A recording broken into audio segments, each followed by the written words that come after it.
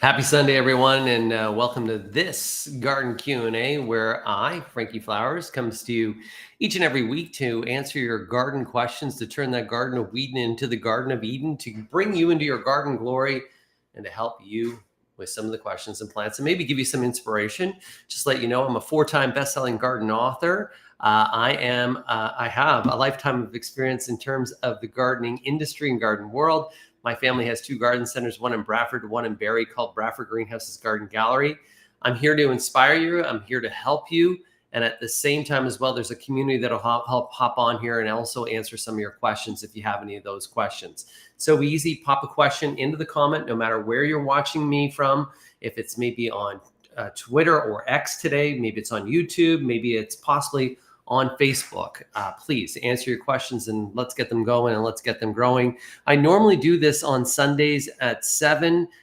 Be very honest with you, this here is just me hopping on to help you out. So I do have some flexibility in the schedule to do that. And as well, the reason why I need that flexibility is my boys are out and about and they're going to be coming home. And so I have to make dinner for 7 o'clock tonight. So I'm still a dad, still trying to do those things as well. I hope you guys had a wonderful week overall. I hope things are growing quite well in your garden. There's a couple things that I want to talk about this evening to kind of get through on a checklist to help you with that garden. First, just another one here in the province of Ontario, and as well, over 100 million people in the United States underneath heat warnings.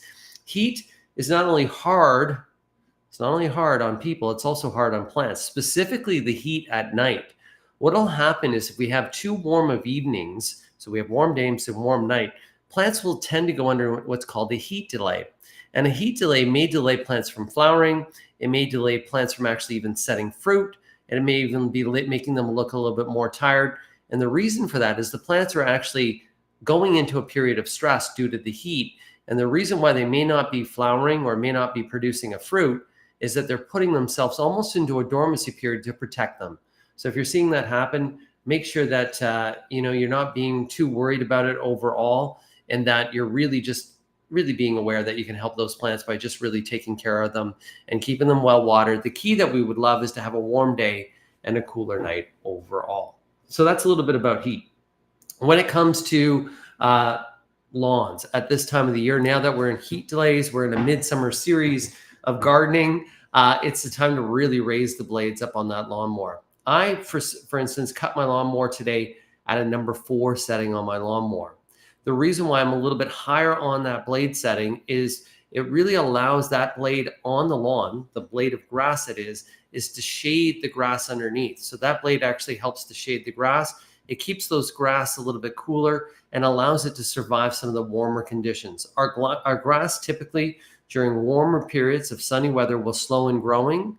So a longer blade height is pretty key. Also, a summer fertilizing, applying a fertilizer just before watering or just before a rain is also key. I like to use a Scott's Turf Builder. That's the one that I go to as well. We got a couple of little shout outs here, and this is how easy it is. We got Sigal Patel that's saying hello. We got Wanda. Wanda has a question. Hi, Frankie. I live in Haliburton. Beautiful place to live. The deer, yes, indeed, devour everything I plant. I switched to flake flowers in my containers this year, but the deer eat things they weren't supposed to, like Stella, Bee Balm, Sweet William. Spraying them works minimally. So the key is okay, in order for us to prevent things from eating our plants, first that we look for is plants that would be deer resistant. So let's give you an example, and I'm going to pull up a listing of deer resistant plants here. But if there's no other food sources out there, the deer would still eat them. Resistant plants. I'm going to show you this little list here too. I'm just typing it up as we're kind of speaking here. And we'll just go to Garden Design, which is actually a really nice website that's out there as well. So if we take a look at, and I'm going to show this to you, I'm just going to share my screen with you here. If we look for some deer resistance plants, so these are plants that should allow us, that should allow us to actually enjoy without them being eaten by deer. So it's saying Fossflower. That's actually Ageratum, which is an annual. There are some marigolds, but I will tell you as well, some marigolds will get eaten by deer. Verbena, this is another annual that could be, well, snapdragons. Snapdragons tend to be deer resistant, but I've even seen them as well. Deer resistant shrubs, boxwood. We're going to talk about boxwood in a little bit of time, why you may not consider planting boxwood. Potentilla. So the cinquefoil that you see there is a potentilla. That one there comes in varying colors. It's a zone 2 to a zone 8, so that would be hardy in Haliburton for you. Butterfly bush. Butterfly bush is zone 5 to 9. Marginally hardy for you up in Haliburton, but I've seen them do well. Many different varieties of spirea.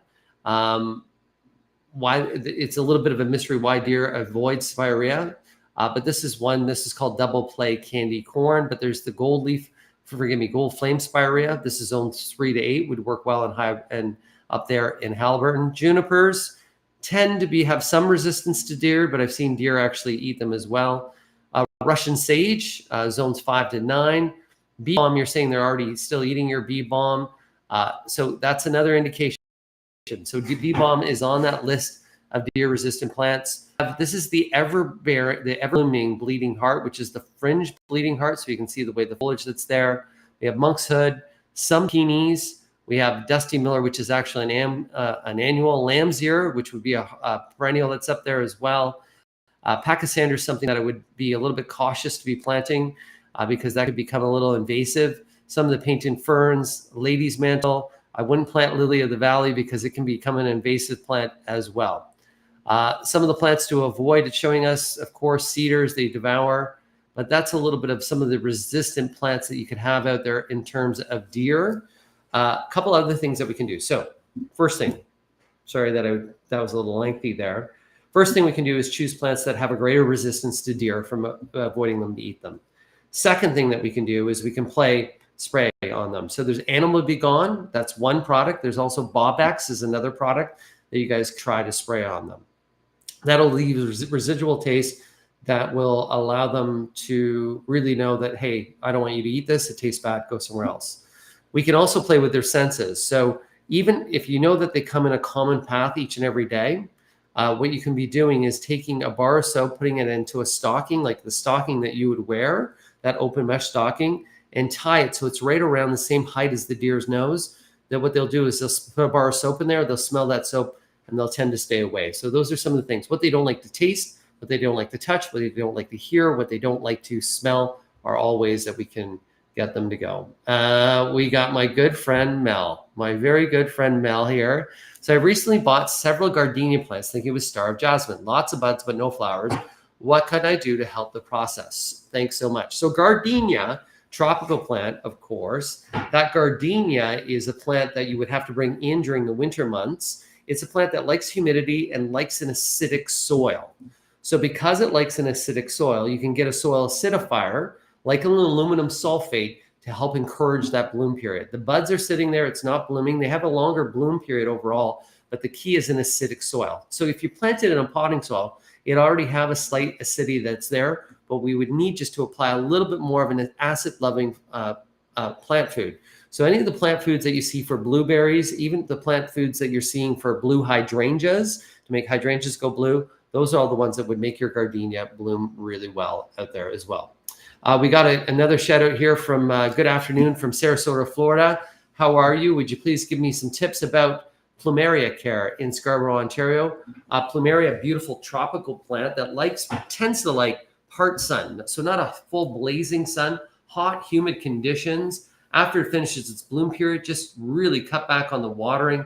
Make sure that you deadhead as well. It'll die back and you'll think that it's dead overall. So don't overwater. That's really the big key. But full to part sun is one that's going to do well. And I would put that outdoors during the summer months and bring it indoors into the winter as well. We got Dale out there saying hello this evening from Cardinal, Ontario, or hello from this afternoon. We got Anna that's saying hello out there as well. We got Star Kiss who's saying hello and happy Sunday to you. We got good Tracy Barber. Hi, Tracy Barber. What's your question today? From Port Rowan, beautiful area. Can you talk about pruning suckering tomatoes? So I'm going to do a video on this tomorrow. So each and every week I shoot with Amanda, and you've probably seen her on some of my videos. So we're meeting tomorrow. One of the videos that I'm going to talk about is pruning tomatoes. But just to kind of bring it through to you now, First thing, with any tomato plant, try to avoid any of the branches that are touching the soil. So remove those bottom branches that'll be touching the soil.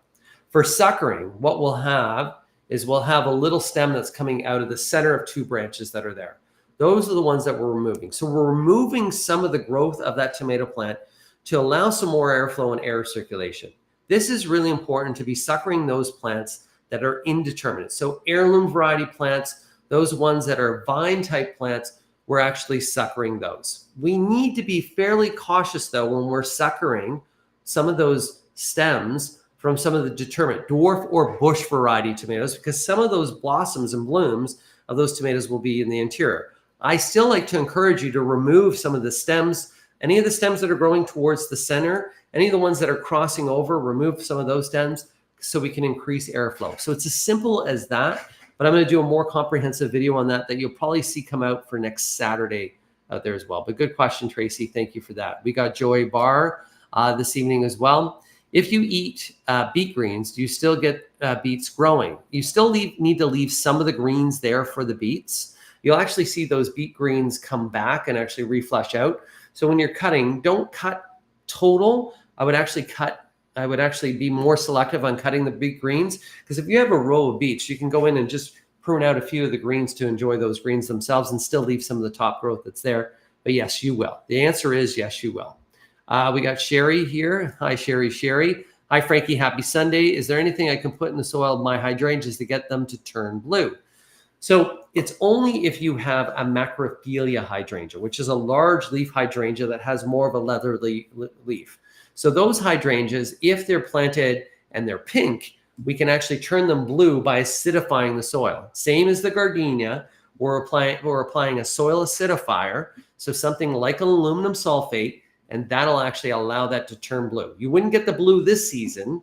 Once we would actually start to acidify that soil in spring, in mid to early spring, and we do a few applications to acidify the soil while the blooms are forming. If it's already in bloom and it's already pink, it's going to stay pink for this year. But for next year, you can acidify the soil, and that would work out for you as well.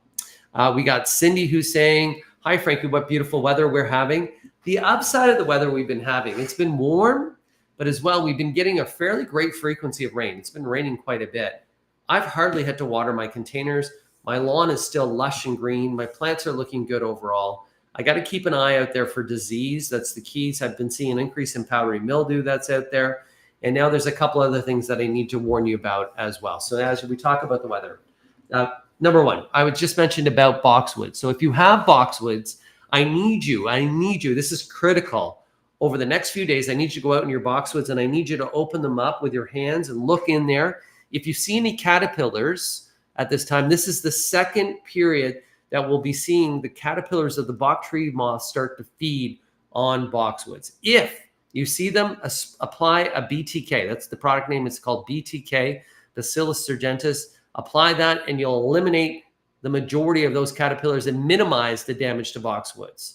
So this is super key. If you don't do that, you're going to get a browning on your boxwoods, and overall your boxwood will probably die overall. So now is the time where we can manage those boxwoods by taking a look and looking and inspecting to find that box tree moth.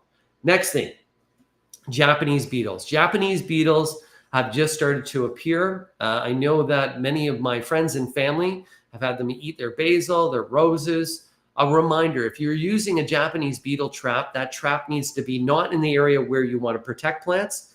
Put it far away from those plants you want protected, because what that trap will do, because it has a pheromone in it, which is an attractant, it will draw the beetles out and bring them over away from your plants over to that trap. So that's key.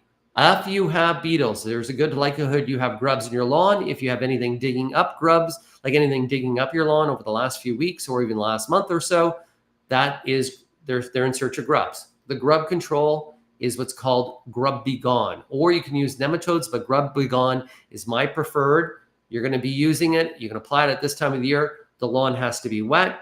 You apply it down, and then it has to be watered in. Really key for applications about that. Next thing out there as well, starting to see a greater amount of yellow jackets, which is, of course, wasps. There are many wasps that are great that actually eat insects, but there are those wasps like yellow jackets or even the bald-headed wasps that could be quite dangerous. take a look at some of your mature trees around your property to see if any of those wasp nests are forming. You can call a pest control company to help you with that. If you are applying a wasp control, Ortho has a great wasp control with a jet foam. The key is wait till the evening when the sun goes down. The wasps will all be in there. They'll be dormant at that time. You're going to apply that jet foam. It's going to allow you to stand far away. That jet foam will coat it, and hopefully it will actually control them overall. But if it's a large nest, and if there are ones that are in hard to get to areas, I would really recommend calling a pest control company. Slugs. We've been seeing lots of rain, lots of warmth, so slugs are pretty bad. If you have a lot of holes in your plants, you're wondering what's eating them. They're in shady areas. Let's say that you have holes in your hostas, holes in some of your lettuce. It could be slugs. You can apply diatomaceous earth or use a slug and snail bait. Ortho has another slug and snail bait that's actually really good for, it's safe for children and pets as well. Okay, let's get to some questions out there as well. We got Johnny Lawler, my good buddy Johnny Lawler, who joins us often. Good day to you, Frankie. I've discovered Japanese beetle in 2 different areas. My bean plants and my hydrangea tree, nasty. So that's, once again, you can get that beetle trap, guys. That beetle trap will attract them away. But once again, you would want to put it away from the bean plants, and you want to put it away from your hydrangea tree. Yeah, there's going to be some pretty big populations of that. Sue, my good friend up there in cottage country as well. Up in Paris we had great success with plant skid on our yummy deer loving perennials. Spray once a month. So even with the animal be gone, the plant skid, the Bob-X, yes, you would have to do continual spraying, because that's the other reminder that if you only do one application and it rains a few different times where we get new growth, well, it's gone. So you would have to do another reapplication. We got Janice and Sue. Thanks for that recommendation as well. Hi, Frankie. Today I bought some Miracle-Gro for flowering shrubs, and I noticed it says for acid-loving plants. I got it because my hydrangea standard strawberry vanilla trees are showing yellowing leaves. But since seeing it's acidic plant on. So basically, if it's for flowering shrubs, it will have a slight high nitrogen level in there that's for acidity. It should be good for that hydrangea, even though it's a strawberry vanilla, which tends to not like a too acidic one. It would be great for you to send me which one it is. So let me look at this one. I'm just going to look up right now, and I'll show you guys as well. So we got Miracle-Gro for flowering shrubs. So I just want to make sure that this is the same one that we're both talking about as well. It should be the watering, flowering trees and shrub plants. Oh, I'm going to go. So, that's the shake and feed one. So I don't know if you got a water soluble or you got the shake and feed one, but I'm going to see if they're flowering shrub water soluble. Sorry guys that we're doing this together. We're doing it together. We're doing it together. We got, that's the all-purpose one. I'm going to do this one that we see here on the Home Depot website, but we'll just use that as an example out there as well. So if we take a look at this plant food, it is, and I'm just going to expand some of these. Tap an image to expand. Oh, it's still not allowing me to see it. Specifications. Here we go. That is here. Blah, blah, blah, blah, blah, blah, big flower, blah, blah, blah, blah, blah, blah, blah. Miracle Bloom Booster plant food. It's actually, it has a slight acidicness to it. I would be more inclined, if you could, if just to be on the safe side, what I would do for that particular hydrangea, I would use a water soluble, but I would return that one and just get a general all-purpose Miracle-Gro on that one that's there. I would love for you to send me which one you purchased, because there are several different ones. If you want to send me a picture, it's frankie@frankieflowers.com, so I know exactly which one you're talking about that's out there. Elizabeth, hi, Frankie, visiting Ireland. So hello from Ireland. Hello as well. Meredith Shaw, who I work with on Breakfast Television Monday through Friday, is also in Ireland right now. I would love to see some pictures. It's on my bucket list to go out there as well. We got Shailen saying hello with a bunch of roses out there as well. We got Ron. Hi, Ron. How are you today? Hi, Frankie. We have a drooping redbud tree. When is the best time to prune it back? We did it a couple of years ago, and it didn't bloom the next year. So the key is for the red buds is you're pruning it after bloom. That's the key, the best time to be pruning it. You can prune it next when it's in dormancy, but if you're doing an overall pruning and or shaping, best to do after its flowering period. Or what you can do is in winter, when it's in dormancy, You can prune. Of course, those stems that you're removing will remove the flowers over, but the best time is to do that. You may have a drooping redbud tree right now as well, just due to the heat and humidity. It's amazing how we also get those trees that could do that as well. I've seen that happen. Keep it well watered, even though we've been seeing lots of rain. Just if we go through a period of dry conditions, you don't want additional stress on that plant. Glad to get you live today. Enjoy your show. Always informative. Carol, thank you so much. That's out there. Janice said it was the shake and feed one. Okay, so let's take a look at that shake and feed one. Okay, I'm glad that she prefaced that. So the shake and feed, just to let you know, for flowering shrubs is one supply. It'll feed for 3 months and feed. Okay, so this is the shake and feed for flowering trees and shrubs. And we're going to share this so you guys can take a look at this as well. So we'll do this. We'll do it live. We'll do it live and we'll do it together. So I'm going to share my screen that's here as well. Boom. So the shake and feed that we have here for flowering trees shrub contains natural ingredients to feed microbes in the soil. It contains natural ingredients for use on all flowering trees and shrubs and other acid-loving plants. Helps maintain lush green foliage. Gets plants off to the ground starts. Convenient, can be used from plants both in grounds and containers. In terms of the fertilizing rate that it has, where is the spec here that's here? So it's an 18-6-12. So because it is an 18-6-12, in terms of an acidity, it actually doesn't have that much of a high acidity. So I would be very, and I'm going to tell you, very, very confident that you could apply it now. And as well, because it does have kelp, the earthworm castings, and whatnot, which are natural ingredients, it's not going to boost the acidity level of your soil that much. So I would be very confident for you to be using that on the strawberry hydrangea that you were talking to me about. So we're just going to stop sharing that right now. Boom. There we go. So we can take a look. I hope I help you there.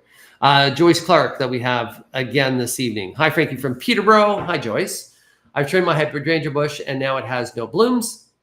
I trimmed it when you said, but to no avail. Plus, I have Japanese beetles on my canna lilies. I sprayed them with an insecticide, but still have a few. Do I keep spraying them? The issue with an insecticide and an insecticidal soap when you're spraying a beetle is it's a hard-shelled insect.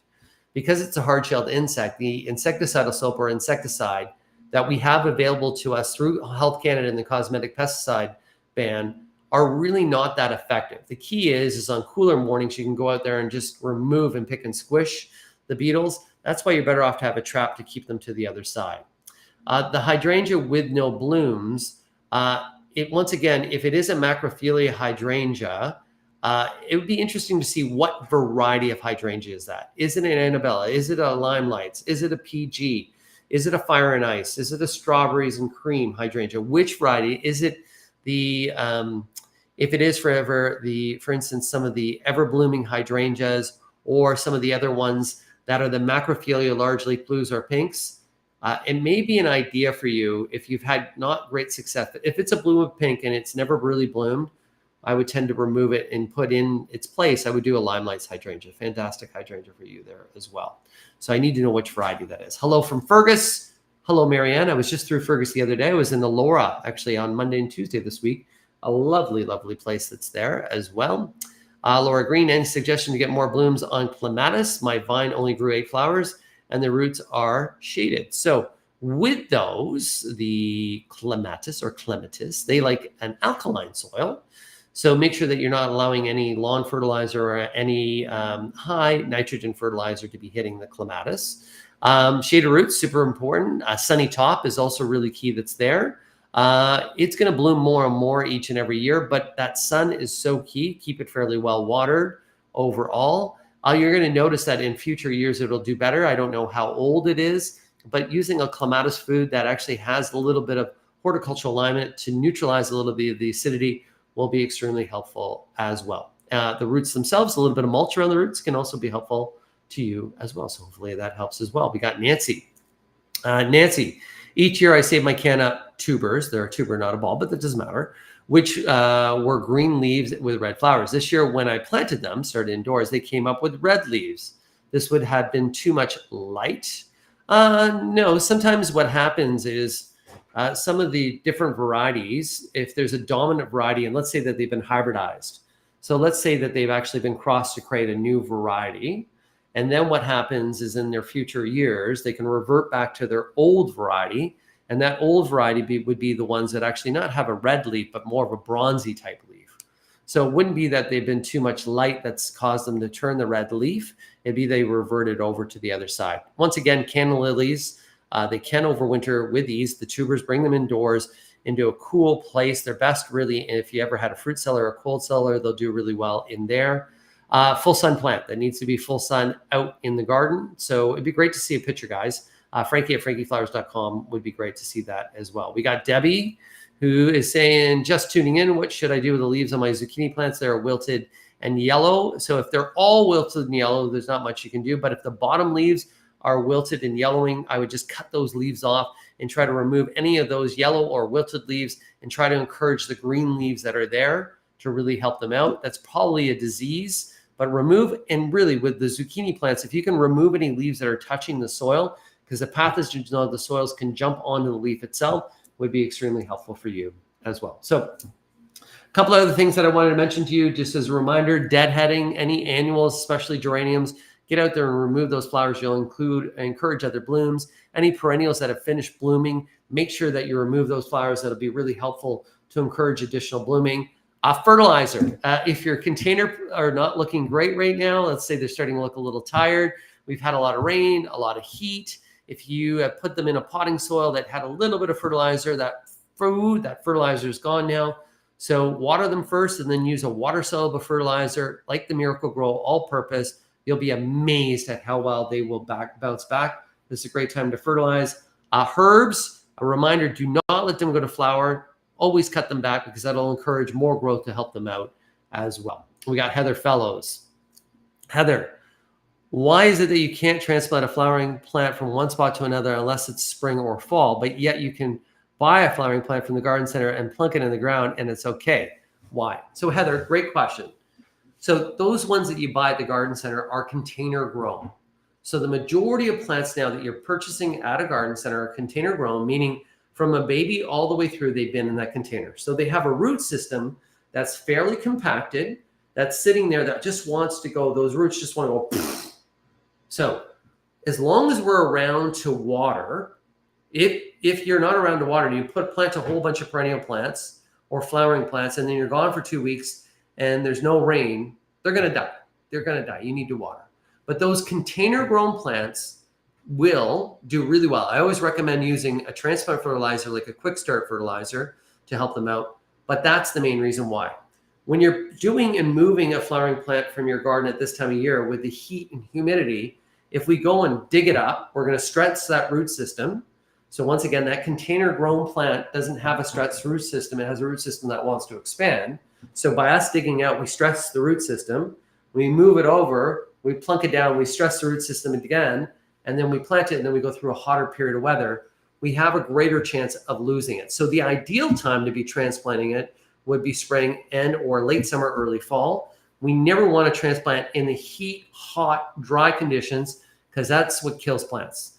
Plants die more from hot, dry weather than what they will from winter weather. So I hope that answers your question and helps you out. But that was a great question as well, by the way. The Loofs out there this evening, hello to you. Hi, Frankie. Japanese beetles are really bad this year. I hand remove them twice daily, but I can't keep up. They're all over my white geranium suggestions. That's when just getting a beetle trap to keep them occupied. So way far into your property, pop up that beetle trap. What I will do is I will do some reviews on some beetle traps and give you maybe some links for yourself to buy some beetle traps. There used to be a product called Beetle Be Gone. If you still have some around, you can still use it, but it's not available anymore in some of our local garden centers and home improvement stores that are out there. Joyce Clark says that it's a Limelight or Annabella. It's older and bloomed other years. So Joyce, the reason why that may not bloom is the Limelight or Annabella always does well in full sun. So let's say that some of the plant material around that area has actually matured and is now shading them out. It could be that that hydrangea is now just in too much shade, and that's the reason why it's not blooming. So that's surprising, but I would say just if the light has changed for that, that's probably the reason why it's not blooming. Because those guys do bloom on new wood. So in the spring, you cut them almost right down to the ground. and they should put all new growth, and that new growth encourages bloom and makes them bloom for you. We got Rhonda here, and this Rhonda is going to be our last question today. We're removing 2 mulberry trees because the berries make a mess. Yeah, you can get a fruitless mulberry. If you love the look of a weeping mulberry, get a fruitless one because it will not drop. Those mulberries, berries, beautiful. They taste great, but on a walkway, they'll actually stain your walkway. And we're wondering what tree would be best for shade and privacy for a small yard in Southern Ontario. Best type of tree for shade, there are some of the flowering dogwoods, which are fantastic. So it gives you a little bit of privacy. They bloom a nice white flower in early summer to late spring. They then turn a red fall color. So it's called Cornus cuso. So flowering dogwoods, check out flowering dogwoods, fantastic for shade. And it's a great plant. They can get fairly large, but you can get a standard flowering dogwood, which is also quite nice as well. And then a nice evergreen that could create privacy for you is any of the yews, YEWs, pyramidal yews, Hills yews, Hicks yews. Those are all great. So for each and every one of you that joined me this evening for this quick little half hour on answering your garden questions, I thank you. Check out my website, frankieflowers.com. You can also email me, frankie@frankieflowers.com. You can email the website as well. I'm always here to help. Let's hope that this week you have a blooming great week overall. Health and happiness to you all. And a reminder, gardening is better than therapy because in the end, you get tomatoes. Yeah, I like tomatoes. You like tomatoes? I love tomatoes.